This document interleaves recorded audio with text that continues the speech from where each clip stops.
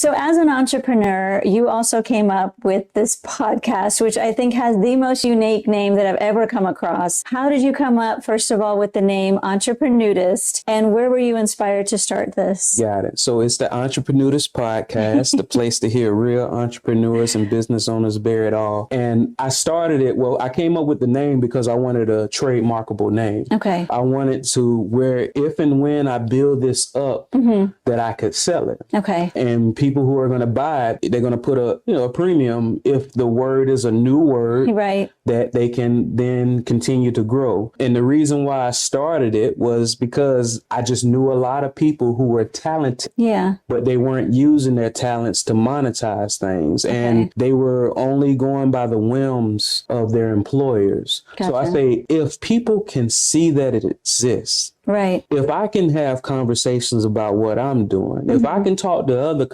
people and talk about it, once they see that it exists, then it becomes obtainable. Right. Once something is obtainable, then you make a plan. For the longest, they thought a 4-minute mile was impossible. Right. Once the first person did it, all of a sudden you have high school students doing 4-minute mile. Yeah. It's because they saw it was possible instead of thinking it was impossible. I think Entrepreneurist Podcast, somebody like myself, because I move in multiple circles, yes, somebody like myself who can move in different circles, and you can see that even I can be successful, my definition of success, then it's going to take them to that next level and push them over. So that's what made me come up with the name, and that's why I came up with actual idea of podcasting. So since entrepreneurs are supposed to bear all, who qualifies to be on your podcast?